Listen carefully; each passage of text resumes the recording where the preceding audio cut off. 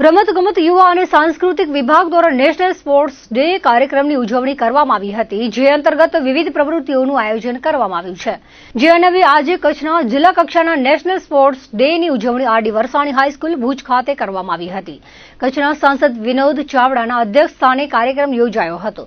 સાંસદ ધારાસભ્ય, ભુજ નગરપાલિકા પ્રમુખ સહિતના મહાનુભાવોએ ખેલ મહાકુંભ 2025 રજીસ્ટ્રેશનનો પ્રારંભ કરાવ્યો હતો અને કચ્છના રમતવીરોને મહત્તમ સંખ્યામાં ભાગ લેવા અનુરોધ કર્યો હતો. સાંસદ વિનોદ ચાવડાએ જણાવ્યું હતું કે આજે દેશના મહાન ખેલાડી મેજર ધ્યાનચંદના જન્મદિન નિમિત્તે નેશનલ સ્પોર્ટ્સ ડેની ઉજવણી કરવામાં આવી રહી છે. મેજર ધ્યાનચંદને શ્રદ્ધાંજલિ અર્પણ કરી હતી. આજના દિવસે કચ્છની તમામ શાળા કોલેજોમાં રમતગમતના વિવિધ કાર્યક્રમોનું આયોજન કરવામાં આવ્યું છે. વડાપ્રધાન નરેન્દ્ર મોદીના દિશા દર્શનમાં રમતગમત ક્ષેત્રમાં આંતરરાષ્ટ્રીય કક્ષાની માળખાકીય સુવિધાઓ સરકારે ઊભી કરી છે.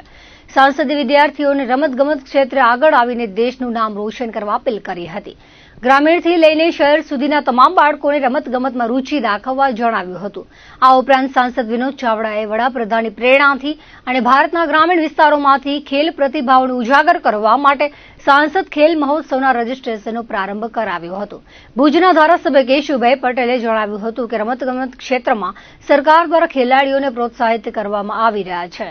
ધારાસભ્યએ ખેલકૂદમાં મહારત હાંસલ કરીને રાષ્ટ્રનું ગૌરવ વધારવા અનુરોધ કર્યો હતો. રમતગમત માટે વડાપ્રધાનના વિઝનનો ઉલ્લેખ કરીને ધારાસભ્યે પસંદગીની રમતોમાં ઉત્સાહભેર ભાગ લેવા જણાવ્યું હતું.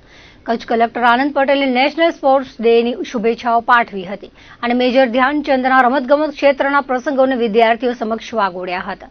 મેજર ધ્યાનચંદે હોકીમાં ભારતને અપાવેલા ગૌરવને કલેક્ટરે યાદ કરીને વિદ્યાર્થીઓને રમતગમત ક્ષેત્રે આગળ વધવા પ્રેરણા આપી હતી. સાંસદ સહિત મહાનુભાવોએ મેદાન પર જઈને રસ્સાખેંચ, લાંબી કૂદ, દોડ અને કબડ્ડી જેવી સ્પર્ધાઓનો પ્રારંભ કરાવીને ખેલાડીઓને પ્રોત્સાહિત કર્યા હતા. આ પ્રસંગે મહાનુભાવો તેમજ વિવિધ શાળાઓના વિદ્યાર્થીઓ મોટી સંખ્યામાં ઉપસ્થિત રહ્યા હતા.